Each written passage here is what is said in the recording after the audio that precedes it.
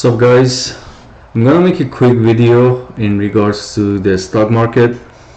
So as you guys probably know, a couple of days ago the Federal Reserve meeting happened, and the possibility of raising the interest rate. And if you're a trader, whether you trade options or you trade regular stock, you do want to pay attention to the overall market and where the sentiment is, the investor sentiment toward the market. So in this video I'm going to go ahead and break down SPY, because SPY, or the index for the S&P 500, if you're trading options, we use SPY. To trade the ETF for this S&P 500, it does track the majority of the biggest stocks in the New York Stock Exchange, as well as the other ones. So that's why we're going to take a look at SPY for this example, and then I can go over other stocks such as Nvidia or Microsoft or any of the top 10 stocks in the market in the Wall Street. I'm going to go over and break it down for you. So if you're a trader, make sure you stay tuned till the end, and I'm going to give you my prediction. So let's take a look at the SPY. We are at the 4-hour chart, but we can switch to 1 day.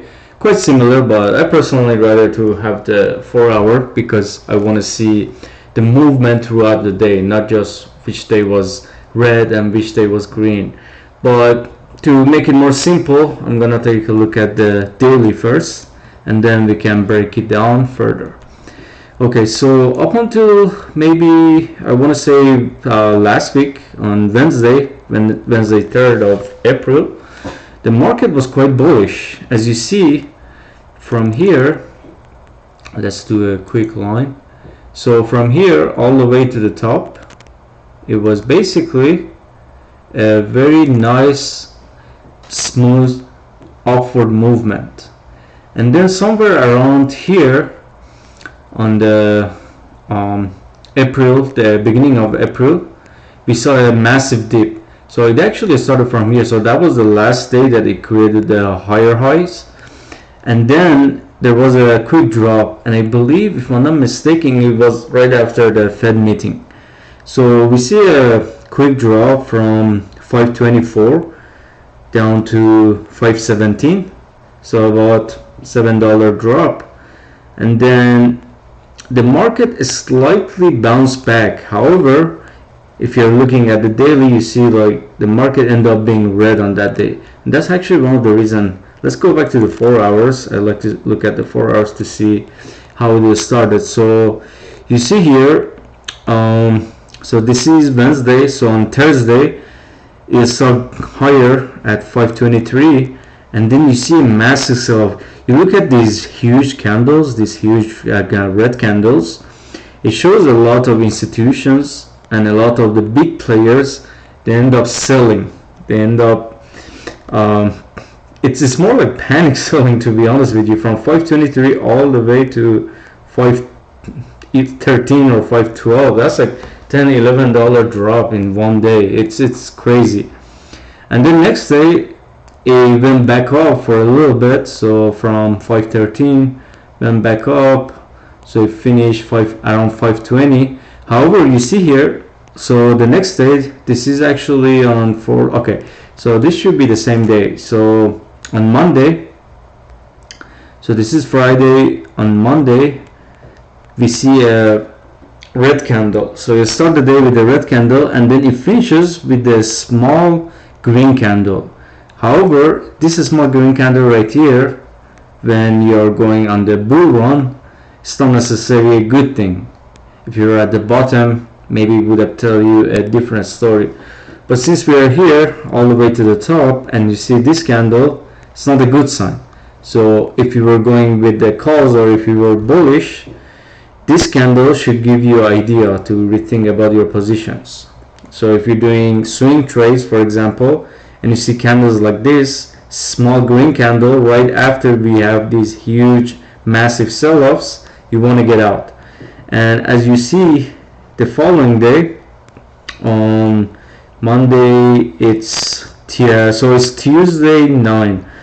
So here what we see is another green, another red candle, but we have a wick right at the bottom. That means they try to push it down, but they saw resistance, so around 514, and then so the second part of the day it finishes green, and then after that we have a massive drop again, and then the story continues. So, and I believe right around here is when we see a shift in the market. You see, we were bullish up to here, and then it breaks the trend line, and here we start creating a lower highs.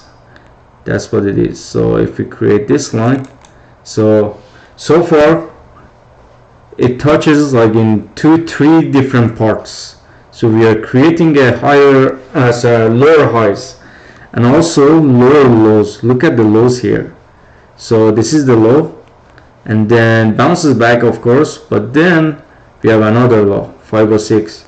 So we can create actually another line here. We're gonna do it with the red color so you guys can see.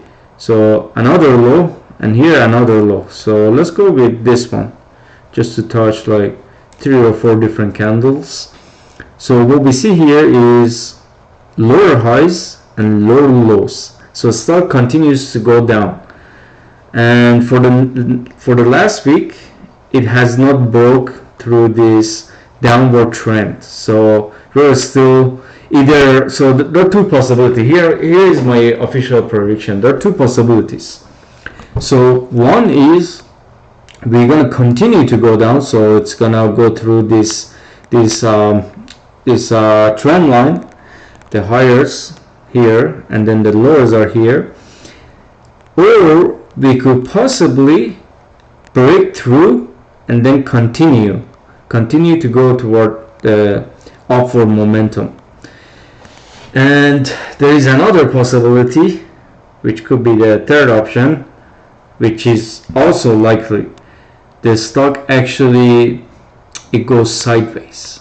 It goes sideways, and people are deciding whether they should go and be bullish or they become bearish.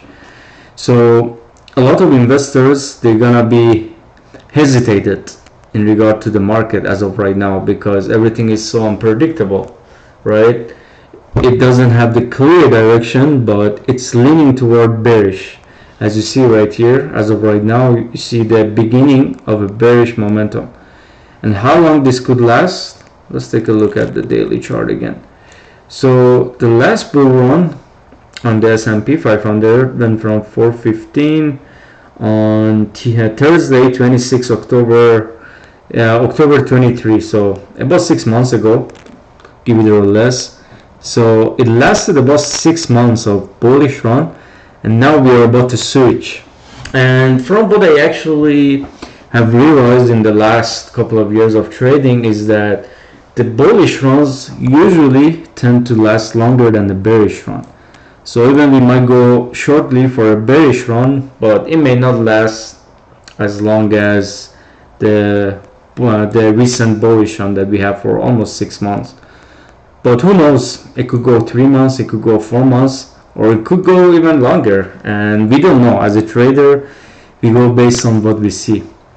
So as of right now, this is my prediction, and it's pretty simple, and I'm pretty sure most of you already knew this, but just to give you a second thought, and if you were bullish so far, now that might be a time to rethink about your positions and recalculate your risk and your rewards and make wiser decisions. So that's that.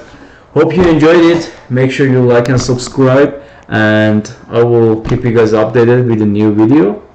And stay profitable and enjoy your time trading. Cheers.